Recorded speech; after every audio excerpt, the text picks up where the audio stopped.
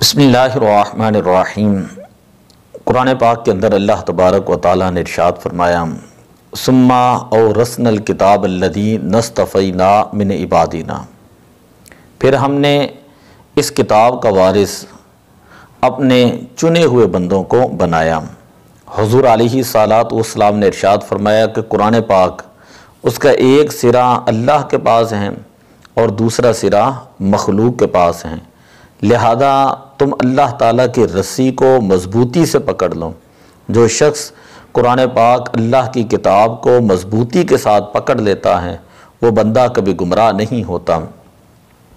قرآن پاک کی تعریف کیا ہے؟ قرآن پاک کی تعریف یہ ہے کہ ہوا کلام اللہ ہی، قرآن پاک اللہ تبارک و تعالیٰ کا کلام ہے، المنزل علی نبیہ محمد صلی اللہ علیہ وسلم، جو اس کے پیارے نبی صلی اللہ علیہ وسلم حضرت محمد صلی اللہ علیہ وسلم پر نازل کیا گیا، المعجز بلفظہ، اور قرآن پاک اپنے الفاظ کے ساتھ جو ہے وہ دوسروں کو عاجز کرنے والا ہے، المتعبد بتلاوتہ، اور قرآن پاک کی تلاوت کے ساتھ عبادت کی جاتی ہے، المنقول الینا بالتواتر، اور قرآن پاک وہ ہے کہ جو ہم تک ایک تواتر کے ساتھ جو ہے وہ منقول ہوا، المکتوب فی المصاحف، جو مصاحف کے اندر لکھا گیا، من اول سورۃ الفاتحہ الی آخر سورۃ الناس، سورہ فاتحہ سے سورہ ناس تک۔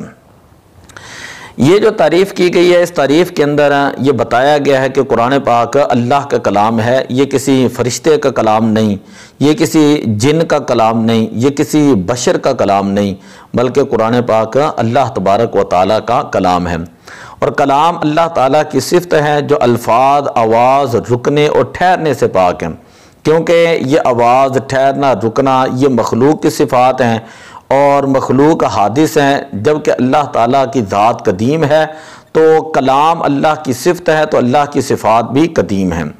تو اس لیے قرآن پاک جس کی ہم اپنی زبان سے تلاوت کرتے ہیں اور مصاحف میں لکھتے ہیں، اللہ ہی کا کلام قدیم ہے، بغیر آواز کے ہیں۔ ہمارا پڑھنا، لکھنا اور آواز یہ تمام چیزیں حادث ہیں۔ ہمارا پڑھنا حادث ہے، جو کچھ ہم نے پڑھا وہ قدیم ہے، ہمارا لکھنا حادث ہے، جو کچھ ہم نے لکھا وہ قدیم ہے، اور ہمارا سنا جو ہے وہ ہم نے جو سنا ہے وہ قدیم ہے۔ ہمارا سننا حادث ہے لیکن جو کچھ سنا ہے وہ قدیم ہے، تو ہمارا حفظ کرنا حادث ہے اور جو کچھ ہم نے حفظ کیا وہ کیا ہے؟ قدیم ہے۔ تو مختصر یہ ہے کہ قرآن پاک اللہ کا کلام ہے۔ دوسری قید یہ بتائے گی المنزل علی نبیہ محمد صلی اللہ علیہ وسلم، کہ یہ قرآن اللہ تعالیٰ کی آخری کتاب ہے جو نبی پاک صلی اللہ علیہ وسلم پر نازل کی گئی۔ اس سے پہلے اللہ تعالیٰ نے کئی انبیاء اور کئی رسولوں کو بھیجا اور ان کے اوپر 104 مختلف کتابیں اور صحائف جو ہے وہ نازل فرمائے۔ 50 صحیفے حضرت شیث علیہ السلام پر نازل فرمائے، 30 صحیفے حضرت ادریس علیہ السلام پر نازل کیے، 10 صحیفے حضرت ابراہیم علیہ السلام پر نازل کیے، اور 10 صحیفے حضرت موسیٰ علیہ السلام پر تورات شریف اتارنے سے پہلے نازل فرمائے۔ تو تورات حضرت موسیٰ علیہ السلام پر نازل کی گئی، زبور حضرت داؤد علیہ السلام پر نازل کی گئی، انجیل حضرت عیسیٰ علیہ السلام پر نازل کی گئی، اور قرآن پاک ہمارے پیارے نبی صلی اللہ علیہ وسلم پر نازل کیا گیا۔ آگے قید ہے المعجز بلفظہ، اس کا مطلب یہ ہے کہ قرآن پاک اپنی فصاحت و بلاغت کے ساتھ اعتبار سے، اسی طرح سابقہ اور آئندہ زمانوں کی غیب کی خبروں کے اعتبار سے، اور حسن ترتیب اور تاثیر کے اعتبار سے جو ہے یہ مخلوق کو عاجز کرنے والا ہے۔ مخلوق میں کل ان اجتماعت الانس والجن علی ان یأتوا بمثلہ ولو کان بعضهم لبعض ظہیرا، کہ لا یأتون بمثلہم، اگر پوری کائنات کے اندر کل ان اجتماعت الانس والجن، کہ جن اور انسان جمع ہو جائیں قرآن کی مثل لانے کے لیے، تو لا یأتون بمثلہ، قرآن پاک کی مثل نہیں لا سکیں۔ یہ بار بار قرآن پاک کے اندر چیلنج موجود ہے کہ فَإِن لَمْ تَفْعَلُوا وَلَن تَفْعَلُوا، کہ نہ تم کر سکے ہو نہ ہی قیامت تک کر سکو گے، یہ ایک الگ موضوع ہے۔ خیر قرآن پاک جو ہے وہ عاجز کرنے والا ہے، قرآن پاک اللہ کی کتاب ہے۔ آگے قید ہے المتعبد بتلاوتہ، اس کا مطلب یہ ہے کہ قرآن پاک کو پڑھنا بھی ثواب ہے، قرآن پاک کی تلاوت کے ذریعے جو ہے وہ عبادت کی جاتی ہے۔ قرآن پاک کا ایک حرف پڑھنے پر 10 نیکیاں اللہ تبارک و تعالیٰ عطا فرماتا ہے، اور حدیث میں آتا ہے الف لام میم، یہ ایک حرف نہیں بلکہ 3 حرف ہیں، الف حرف، لام حرف، میم حرف۔ تو جو شخص الف لام میم کی تلاوت کرتا ہے اللہ تبارک و تعالیٰ اس بندے کو 30 نیکیوں کا ثواب عطا فرماتا ہے۔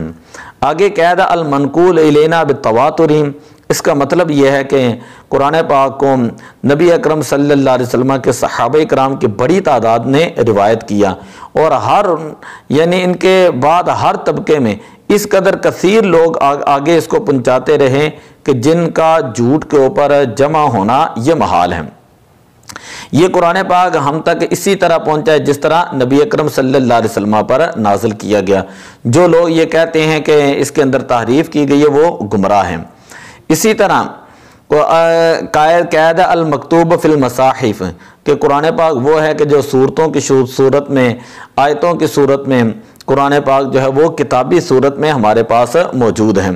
تو قرآن پاک کا خلاصہ یہ ہے، تعریف کا خلاصہ یہ ہے، قرآن پاک اللہ کا کلام ہے جو اس نے اپنے پیارے نبی صلی اللہ علیہ وسلم پر نازل فرمایا، اور یہ کسی مخلوق یعنی انسان کا، فرشتے کا، جن کا یہ کلام نہیں ہے، اور نہ ہی اس کی مثل کوئی شخص لا سکتا ہے، نہ جن لا سکتے ہیں نہ انسان لا سکتے ہیں۔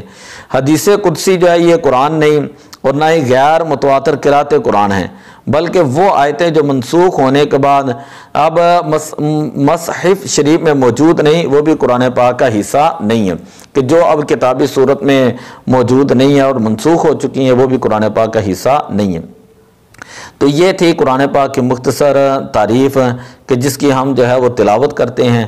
تو یہ دورہ تفسیر ہر شخص کے لیے جو ہے وہ انتہائی ضروری ہے۔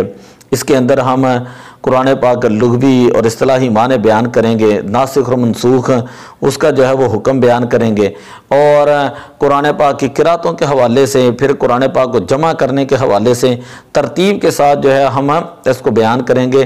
تمام طلباء اور طالبات اس کو ضرور سنیں، انتہائی مفید ترین یہ کورس ہے۔ چند دنوں کے لیے دعا اللہ عمل کی توفیق عطا فرمائے۔ الصلاۃ والسلام علیک یا رسول اللہ وعلی آلک و اصحابک یا حبیب اللہ۔